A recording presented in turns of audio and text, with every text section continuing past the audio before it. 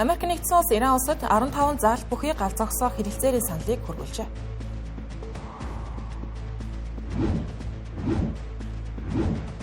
Орон улсын хоолойг цэргийн хүчээр хамгаалах тухай нэгдсэн үндэсний байгууллагад хүргүүлсэн тогтоолыг Орос улбаны улс Хятад улс эсэргүүцэж байна.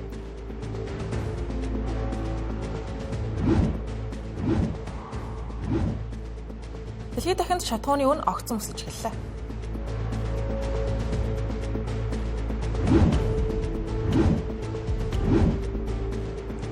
Япон улсын цэрэг Хятад улсын элчин сайдын яам руу хүчээр нэвтэрсэн хэрэгээр баримтлагджээ.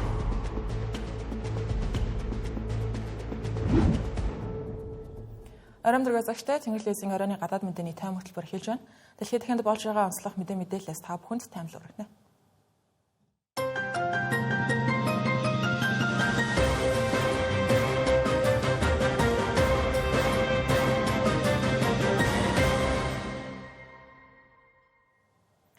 За Иран улстай дайсагнасан бус улсын хөлөг онгоцоод Орон улсын хоолоогоор дамжин өнгөрөх бүрэн боломжтой гэж мэдэгдэж байна. Ираны нэгдсэн үндэсний байгууллагад суугаа төлөөлөгчийн газраас Ираны эсрэг түрэмгийллийн ажиллагаанд оролцоогүй, дэмжээгүй, намын Иран улсын аюулгүй байдлын дүрм журмыг бүрэн дагаж мөрдөх тохиолдолд хөлөг онгоцоод усан замаар аюулгүй нэвтрэх боломжтой гэсэн байна. Үүндээ яг зэрэгцээд Вашингтоноос дайныг эцлэх чиглэлд 15 заал бүхий хэлэлцээрийн саналыг Пакистан улсаар дамжуулан Ираны эрх баригчдад хүргүүлсэн гэлээ. Гэсэн хэдиж Иран улсын зүгээс ямар ч хэлэлцээ явагдаагүй хэмээн няцааж ялах хүртлээр тэмцэнэ гэж мэдгцээр нь. Үүнээс харуул Пакистан, Египт тэргүүтээ Персийн булангийн Арабын орнууд хэлэлцээ зохион байгуулахыг оролдож байгаа боловч одоогоор хэлэлцээр эхэлсэн гэхэд учир дутагдaltaй бэлтгэл шатандаа явж байна гэж хэлж болохоор юм. Иран, Израиль аль аль нь агаарын зохиолдуудаа үргэлжлүүлж байгаа. Америк нэгдсэн улс Персийн булан руу нэмэлт тэнгисийн явган цэргүүд илгээж ойрын өдрүүдэд 82 дугаар агаарын десантын дивизээс дор хаяж 1000 цэргийг ойгт орон руу шилжүүлэхээр бэлтгэж байна гэсэн мэдээллийг өнөөдөр өгсөн байна. Тиймээс хэлэлцээр үүсэж чадах хэсэг нь маш эргэлзээтэй байна гэсэн үг. Дайны их үед Дональд Трамп Ираны цэмийн зэвсэг үйлдвэрлэх чадахыг нь устгах нь бүс нутгийн бүлэглэлүүдийг санхүүжүүлэхийг нь зогсоох зорилготой гэж байсан. Харин одоо Орон улсын хоолойг дахин олон улсад нээх нь Америк нэгдсэн улс болон дэлхийн эдийн засгийн хувьд чухал зорилт болоод байгаа юм. Түүнчлэн анх Дональд Трамп Ираны дэглэмийг нураана гэж байсан одоогийн байдлаар харьцангуй энэ хатуу байр суурийг зөөлрүүлсэн байдалтай. Нөгөө талд Израиль улсын ерөнхий сайд Беньямин Нетаньяху энэ дайны зорилго нь Иран улсын теократ засгийг дүлхэн унгах явдал хിവэрэ гэсэн байр суурьнд хатуу зогсож байгаа. Өргөжлөн одоо эрчтэй яригдж байгаа Дональд Трампын цагиргаанаас боловсруулсан 15 зүйл бүхий төлөвлөгөөний тухайд Пакистаны зуучлалаар Иранд хүргэлсэн нэгдэж байгаа. Пакистан улсын ерөнхий сайдын зүгээс энэхүү хэлэлцээг зохион байгуулах саналыг албан ёсоор тавьсан байна. Цагаан ордны зүгээс төлөвлөгөөний талаар хараахан тайлбар өгөөгүй. Хэрвээ хэлэлцээр болохдоо тулах юм бол Ираныг хэн төлөөлөх вэ гэдэг бас нэг чухал асуудал гарч ирэх байна. Одоогийн байдлаар шинээр томилогдсон дээд өдөрдөгч Маштаба Хаминэ олон нийтийн өмнө төдийлөн гарахгүй хэвээрээ намын Иран улсын гадаад хэргийн сайд Аббас Аракчигийн хэлснээр дайны үеэр зарим зохиолдлуудыг төв удирдлагаас биш орон нутгийн командлагчид биедан шийдвэрлэж байна гэсэн байна. Үүнээс харахад дайны цаашин хэлэлцээрийг Иран улсын эрх баригчид Техранаас гэхээсээ илүүтэй зэвсэг хүчний удирдлагууд гаргах магадлал өндөр байгаа юм. Орон улсын хоолойг нээлттэй байлгахын тулд улс орнууд шаардлагатай бүх арга хэмжээг авахыг уриалсан нэгдсэн үндэсний байгууллагын аюулгүй зөвлөлийн тогтоолын төсөл зарим гишүүдийн эсэргүүцэлтэй тулгарч байна. Учир нь энэ нь Ираны эсрэг нэгдсэн үндэсний байгууллагын дэмжлэгтэй цэргийн ажиллагаа явуулах боломжийг нээж болцох байгаа юм. Дэлхийн эдийн засагт чухал ач холбогдолтой энэхүү усан замыг Иран, Америк нэгдсэн улс болон Америк нэгдсэн улсын холбоотон улсуудад хааснаар дэлхийд дахинд түлшний үн огцон өсөж байгаа учраас Бахрейн улс энэхүү төслийг боловсруулан анх танилцуулсан байна. Тогтоолын төсөлд улс орнууд болон тэнгисийн цэргийн эвсэлд Орон улсын хоолойгоор чөлөөтэй зорчих нөхцөлийг хангахын тулд цэргийн хүч хэрэглэх эрх олгох, олон улсын тээврийг хаах, саатуулах альва оролдлогыг дарангуйлах, саармөгжүүлэх, дасан зогсоох арга хэмжээ гэж зөвшөөрөхөөр тусгасан байна.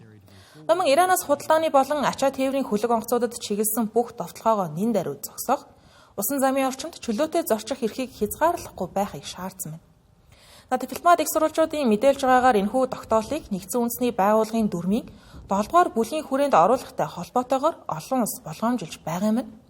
7-р бүлэг нь 20 арга хэмжээнээс эхлээд цэргийн хүч хэрэглэх хүртэлх шийдвэр гаргах боломжийг олгодог байна. Бахрейн улсын тухайд 2-р сарын 28-наас хойш Америк нэгдсэн улс, Израиль улсын Ираны эсрэг явуулж байгаа цохилтын дараагаар Ираны дроны болон пуужингийн товтлогоонд өртсөн бүс нутгийн хэд хэдэн орны нэг байна. Энэ сард аюулгүй зөвлөлийг даргалж байгаа Америк нэгдсэн улс энэхүү тогтоолыг дэмжиж байгаа эсэх нь одоогийн байдлаар тодорхойгүй. Гэхдээ Америк нэгдсэн улсын төлөөлөгч Майк Волц өмнө нь энэ асуудал бүс нутгийн орнууд өөрсдөө манлайлж оролцох нь зүйтэй гэж хэлж байсан. Аюулгүй зөвлөлийн байнгын гишүүд болох Хятад болон Орос улсуудын тухайд одоогийн энэхүү төслийг эсэргүүцэж байгаа талаар мөн тэдгээр дипломатик сурвалжууд мэдээлсэн байна. Үүний зэрэгцээ Франц улс Ираныг шууд нэр дурдалгүйгээр мөн 7-р бүлэгт хамаарахгүй байхаар өөр нэг тогтоолын төслийг даваа гаргаж танилцуулсан. Энэхүү тогтоолт талуудыг мөргөлдөөний эрчийг нэмэгдүүлэхгүй байх дипломат замаар шийдэл хүрэхийг уриалсан агуулгатай. Одоогийн иймэрхүү зөрүүтэй байр суурьдын улмаас эдгээр тогтоолуудыг энэ 7 хоногт санал хураалтанд оруулах магадлал бага. Эрдэнэ сануулгад 2-7 хоногийн өмнө Бахрейнд чиглэсэн Ираны товтлогоог буруу шаасан тусдаа нэгэн тогтоолыг аюулгүй зөвлөлийн гишүүд бараг бүгд дэмжсэн, харин Хятад болон Орос улс түтгэлзэж байсан байдаг. Дэлхийн нефтийн тээвэрлэлтийн гол хоолой болох Ормосын хоолойн үйл ажиллагаа дайны улмаас зогсон шахуу болоод байгаа нь дэлхийн нефтийн зах зээлд гинтийн зочил шок үүсгээд байна. Одоогийн байдлаар Аз, Африк, ойролт орнуудын хөгжиж байгаа эдийн засагтай импортын нефтээс өндөр хамааралтай орнуудад ноцтой шатхууны хомсдол үнийн өсөлт нүүрлэж байна. Олон улсын эрчим хүчний агентлагийн мэдээснээр Ормосын хоолой хаагдаж, үүн дээр нэмээд Арабын нефтийн үйлдвэрүүд цохилтонд өртөж ихсэнтэй холбогдуулан дэлхийд дахинд нефтийн нийлүүлэлт өдөрт ойролцоогоор 11 сая баррелээр буурсан гэлээ. Ираны дан эхэлсэн цагаас хойш дийлэнх улсуудад шатхуун 20%-аар өссөн үзүүлэлттэй байна. Юун түрүүнд Өмнөд Азийн улсуудыг харвал дотоодын эрчим хүчнийхээ хэрэглээний 80 гаруй хувийг импорталдаг Пакистан улс шатхууны үнийн хөөрөгдөлд өртсөн байгаа юм. Пакистаны эрх баригчид шатхууны хомсдлын эсрэг хариу арга хэмжээ авахар ажиллаж байна. Ингэхдээ сургуулиудыг хааж, төрийн байгууллагуудыг ажлын 7 хоногт 4 өдрөөр ажилуулан төрийн албан хаагчдын тал хувийг гэрээсээ ажиллахыг үүрэг болгож, төрийн албан хаагчдад олгодог шатхууны хэмжээг бууруулах зэргээр арга хэмжээ авч эхэлсэн байна. Ийхүү засгийн газраас авч буй уг арга хэмжээ шатхууны хомсдлыг үр дүнтэйгээр удаашруулж эхэлсэн ч урт хугацааны тасалдал Пакистаны эдийн засгийн хөгжлийг хойш татах эрсдэлтэй. Нэмэн дуртахад шатхууны үн энэ оны эхээр буюу Ираны дайнаас өмнө Пакистанд литр тутамдаа 253.17 песо, $180 $1 байсан юм. Тэгвэл энэ сарын байдлаар 55 песогоор нэмэгдэж литр тутамдаа 321.17 песо буюу $113 болон өссөн байна. Пакистантай ижил нөхцөлд байгаа өөр нэгэн улсын жишээ бол Бангладеш. Дотоодын нефтийн хэрэгцээнийхээ 95%-ийг импортлдог тус улс шатхууны үнийн хязгаарлан барих арга хэмжээ авсан боловч ихэнх шатхуун түгээх станцууд хоосорсон хэвээр л байна. Харин ойролт орнуудын хамгийн том эрчим хүч импортлагч орнуудын нэг болох Египт улсад одоогийн байдлаар худалдааны төвүүд, дэлгүүрүүд, кофе шопууд эрт хааж нийтийн гудамж талбайн гэрэлтүүлгийг бууруулсаар байгаа бол төлшний үн 15-аас 20%-аар нэмэгдсэн байна. Үүнд ерөнхийлөгч Абдел Фатах Аль-Сиси эрчим хүч хэмнэх тал дээр авч буй арга хэмжээнүүд нь иргэдийн амьдралыг хүндрэлтэй болгож байгаа ч эдийн засгийн илүү ноцтой үр дагавраас зайлсхийхэд зайлшгүй шаардлагатай бодлого гэж тайлбарласан байна. Зүүн Азийн улсуудын тухайд Ираны дан эхлэхээс өмнө Ормосын хоолойгоор өдөрт 15-аас 20 сая баррел түүхий нефт дамждаг байсны 30-аас 40%-ийг нь бүгд найрамдах Хятад улс руу тээвэрлэдэг байсан. Иймээс шатхууны үнийн өсөлтийн эсрэг арга хэмжээ авч буй ихний улсуудад бүгд найрамдах Хятад ард улс яах аргагүй багтаж байна. Бээжингээс даваа гарагч шатхууны үнийн өсөлтийг бууруулах зорилгоор арга хэмжээ авахар болсноо зарласан. Ингэхдээ өчигдрөөс эхлэн шатхууны литрийн үнийг $124 буюу $852 юанаас гэтрүүлэхгүй тогтоон барихаар болсон байна. Одоогийн байдлаар литр тутамдаа $1,348 буюу $928 юантай тэнцэж байна. Ормосын хоолойгоос ихээхэн хамааралтай Аз твийн өөр нэгэн улс нь Япон. Өнгөрсөн оны эцсийн байдлаар Японд нийт 470 сая баррел нефтийн нөөц байсан нь дотоодын хэрэглээг 254 хоног хангахуйц хэмжээ юм. Харин одоо дотоодын боловсруулах үйлдвэрүүдэд ойролцоогоор 80 сая баррел нефт нийлүүлэхээр төлөвлөж байгаа нь дотоодын хэрэгцээг 45 хоног хангахтай тэнцэж 2011 оны Фукушимагийн ослын дараах хэмжээнээс 1.8 дахин их байна. Шатхууны үнийг тогтворжуулах зорилгоор засгийн газар литр тутамд ойролцоогоор 170 йен буюу $110 барин тогтоох арга хэмжээг авч эхлүүлсэн. Харин иргэн сануулахад өнгөрсөн 7 хоногт Японд бензиний үн 190.8 йенд хүрсэн буюу энэ оны ихээр литр тутамдаа 154-150 йен орчим байсан шатхуун 25%-аар өссөн үзүүлэлттэй гараад байгаа юм. Үүнтэй адил бүгд найрамдах Солонгос улс ч ялгаагүй Ормозын хоолойгоос ихээхэн хамааралтай. Түүхийн нефтийнхаа 70 гаруй хувийг энэ хоолойгоор дамжуулан импортлдог. Дотоодын шатхууны үнийн цочрлыг бууруулахын тулд засгийн газарт 2-7 хоног тутамд үнийн хязгаар тогтоож одоогоор бензиний үн литр тутамд 1724 вон буюу 1.1 ам доллартай тэнцэж байна. Мөн энэхүү дэлхийн нефтийн нийлүүлэлтийн замууд тасалдсан үед эрчим хүчний аюулгүй байдлаа хамгаалахын тулд стратегийн нөөцөөс гаргаж эхлэх бусад нийлүүлэгчийг хайж эхэлсэн байна.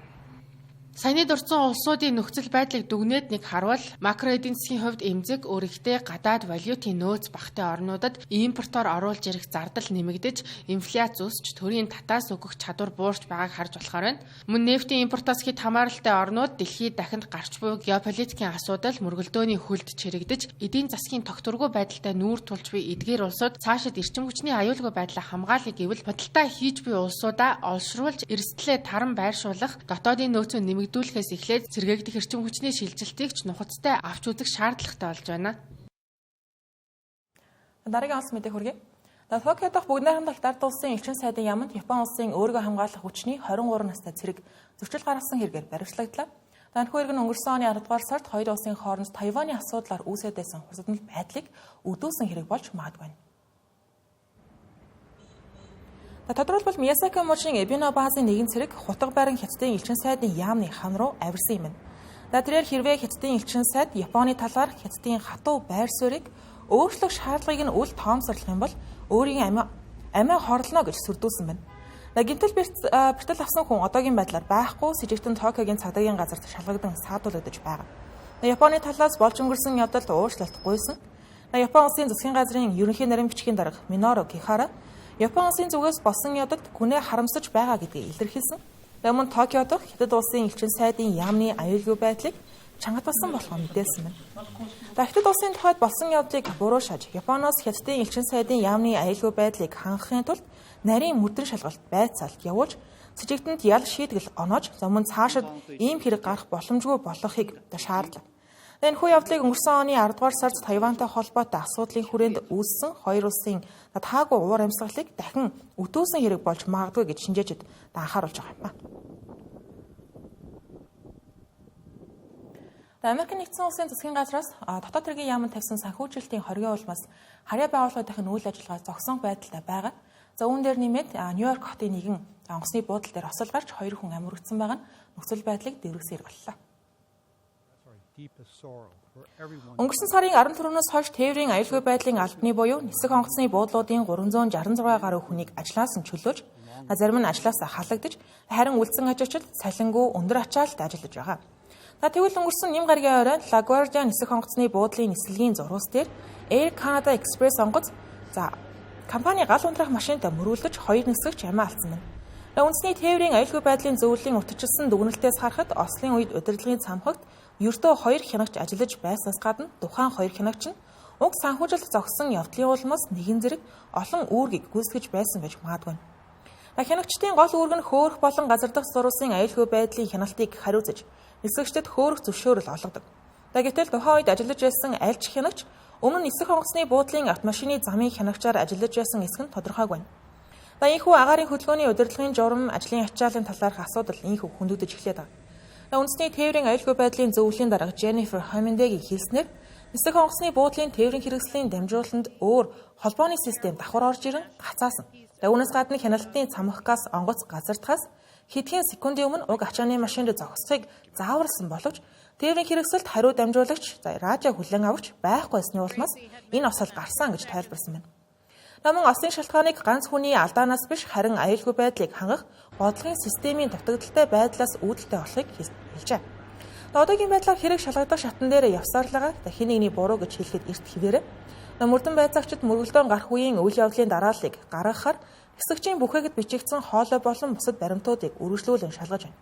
Гэхдээ LaGuardia нислэгийн компани нь 37 хянагчтай байх шаардлагатай ч тухайн үед ердөө 33 үүргээ гүйцэтгэж байснаас гадна тэдний 7 нь мэргэжлийн сургалтанд хамрагдаагүй байжээ. Хөтөлбөр үргэлжилж байна. Үргэлжлүүлэн бусад онцлог мэдээллийг давчаар хүлээн. Америк нэгдсэн улсын Нью Мексико мужийн тангарагтны шүүх Мета компаниг Мета компаниг хэрэглэгчдийн аюулгүй байдлын асуудлаар төөрөгдүүлсэн, хүүхдийн мүжлэг үүсгэхэд хувь нэмэр оруулсан гэж үзэн $375 сая нөхөн төлбөр олох шийдвэр гаргалаа. Энэхүү хэрэг нь платформын үйл ажиллагаатай холбоотой хэрэгт хариуцлага тооцож, шүүхээр тогтоосон анхны тохиолдол болж байна. Шүүхэд танилцуулсан баримтаар эрсдлийн талаар анхааруулга өгч байсан боловч зөрчлийг мэдээлэх систем хангалтгүй байсан гэж дүгнжээ. Харин Мета компани зүгээс аюулгүй байдалд их хэмжээний хөрөнгө оруулалт хийдгээ гэж үзэн шийдвэрийг дож заалтахаа илэрхийлсэн байна.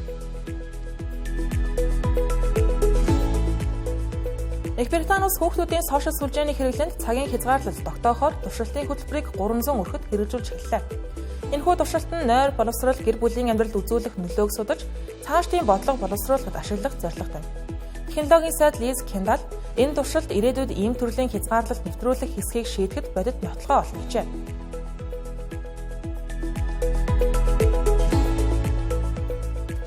Австрали улсын үндэсний телевиз ABC-ийн сэтгүүлч нар цалин хөдөлмөрийн нөхцөл байдал хэмэл оюунаас үүсэж болзошгүй эрсдлийг эсэргүүцэн ажил хаяг зарлалаа.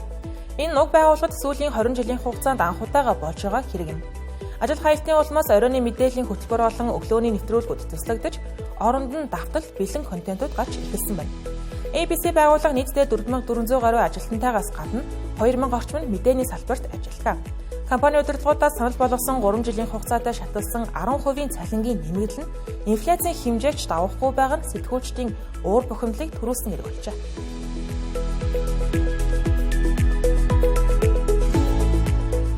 Америкийн нэгдсэн улсын төрийн нарийн бичгийн дарга Марко Рубио энэ 7 хоногт Франц улсыг зорно. Тэр Парисын ойролцоох Версаль болох 7-гийн бүлгийн гадаад хэргийн сайд нарын уулзалтанд оролцоно. Энэхүү уулзалтаар Орос-Украины дайн, ойролт орондын нөхцөл байдал болон дэлхийн инх тайван тогтвортой байдалд занал хийж байгаа асуудлуудыг авч үзэн гэлээ.